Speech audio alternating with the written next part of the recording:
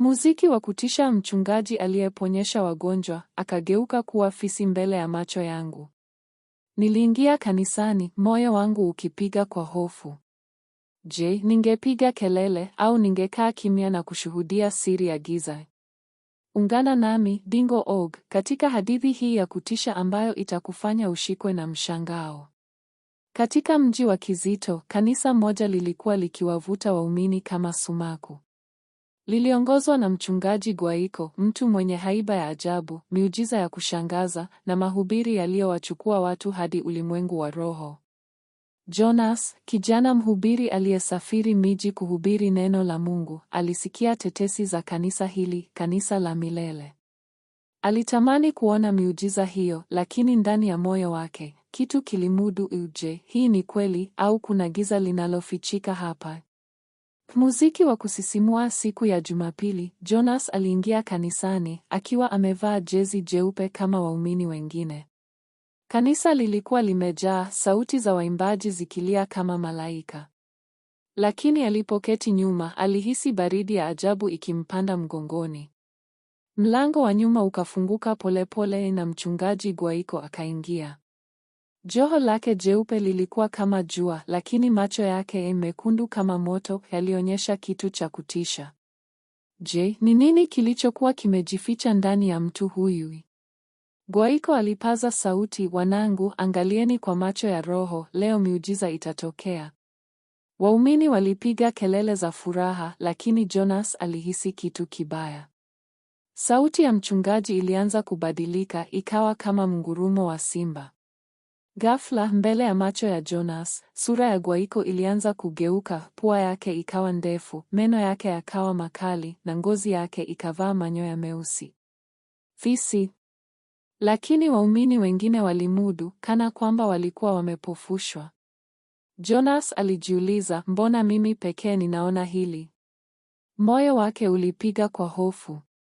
Je, alikuwa anaota au alikuwa amegundua siri ya kanisa hili? Muziki wa mvutano. Baada ya mahubiri, mama mmoja aliyekuwa akitembea kwa fimbo alimudu madhabahu, akiomboleza, mchungaji, nisaidie. Gwaiko alitabasamu, akamudu kichwani, na ghafla mwanamke alianguka, akitetemeka kama mwenye pepo. Waumini walishangilia, lakini Jonas aliona kivuli cha fisi kikimudu mwanamke, kama kinakula roho yake. Sekunde chache baadaye, mwanamke alisimama, akipiga kelele, nimepona. Lakini Jonas alihisi giza likizidi. Je, miujiza hii ilikuwa ya Mungu au ya Shetani? Baada ya ibada, Jonas aliamua kumudu mchungaji kwa siri. Alipofika nyuma ya kanisa, alisikia sauti ya chini, kama ya fisi, ikisema, hawa waumini wananipa kila kitu, sadaka, maisha yao, na bado hawajui mimi ni nani. Jonas alichungulia kupitia tundu la mlango. Ndani, Gwaiko alikuwa amegeuka kuwa fisi mkubwa, mweusi, na macho mekundu. Mbele yake, kulikuwa na rundo la pesa za sadaka. Wanadhani wanampa Mungu, kumbe wananilisha mimi. Fisi alicheka, sauti yake ikidunda kama radi. Jonas alihisi damu ikimudu, lakini akaamua kuvuta subira. Je, atafanya nini sasa, akijua siri hii ya kifo? Muziki wa giza. Mchana huo, Jonas alisikia tetesi za ibada ya siri usiku. Alipofika kanisani saa 6, alikuta patupu, hadithi ya waumini waliovaa jezi nyeusi ikianza. Ghafla, mlango mkubwa ulifunguka na watu waliovaa jezi nyeusi, nyuso zao zikiwa na michoro ya damu, wakaingia. Jonas akajificha nyuma ya nguzo, moyo wake ukipiga kama ngoma. Mchungaji Gwaiko akaingia, sio kama mchungaji wa asubuhi, bali amevaa joho jeusi lililojaa maandiko ya ajabu, macho yake yakimetameta kama makaa. Je, ibada hii ya usiku ilikuwa nini? Mbele ya madhabahu, msalaba wa chuma uliofunikwa na kitambaa chekundu ulisimama. Gwaiko alipaza sauti kwa lugha isiyoeleweka, Arkalan Dumesha Manila. Kitambaa kilidondoka, kikionyesha mwili wa mtoto mchanga, maji yakitiririka chini kama damu. Waumini waliovaa jezi nyeusi wakanusa maji hayo kama divai.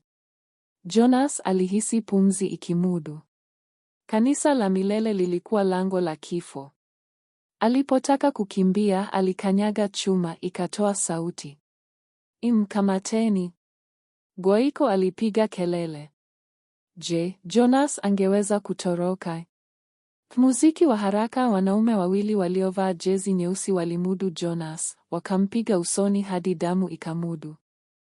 Umeona siri yetu, hautoki hapa ukiwa hai, Gwaiko alisema, akitupa fimbo yake ya nyoka hewani. Jonas alifungwa mikono na miguu, macho yake yakafunikwa na kitambaa cheusi. Katika giza alisikia kicheko cha waumini, wimbo wa kafara na midundo ya miguu. Alisali, Mungu wa kweli, nimekosa kwa kuingia hapa, lakini nisaidie kwa jina lako. Ghafla, sauti laini ilimudu akilini, simama, nitakutetea. Je, Mungu angemudu Jonas, au hii ilikuwa mwisho wake? Muziki wa miujiza. Moshi wa dhahabu ulizunguka kanisani na waumini wakaanza kupiga mayowe. Miale ya moto ilishuka ikamudu Jonas kama mduara wa nuru. Kamba zake zikafunguka, jeraha lake likapona. Alisimama akimudu Gwaiko ambaye sasa alikuwa fisi mkubwa. Hautaweza kunishinda, Gwaiko alipiga kelele, lakini Jonas alihisi nguvu ya Mungu ikimudu. Waumini wa jirani walifika wakishuhudia miujiza hiyo. Jonas alisali kwa sauti na ghafla fisi alianguka akitetemeka. Je, hii ilikuwa ushindi au kulikuwa na zaidi? Fisi aligeuka tena kuwa Gwaiko, sasa akiwa amefunguliwa na uwezo wa Mungu. Jonas aliwahubiria waumini, Mungu wa kweli amemudu Gwaiko na leo ni mtu mpya. Watu walishangilia, lakini maswali yalibaki, je, Gwaiko angebadilika kweli? Jonas aliondoka kizito, akiwaahidi kufungua makanisa zaidi, lakini moyo wake ulikuwa na hofu. Je, kulikuwa na fisi wengine waliovaa jezi za mchungaji? Muziki wa kumudu. Je, wewe umejifunza nini kutoka kwa hadithi hii? Mimi ni Dingo.org. Usisahau kusubscribe, kulike na kuacha maoni. Share hadithi hii na wengine na tukutane tena katika simulizi nyingine ya kutisha.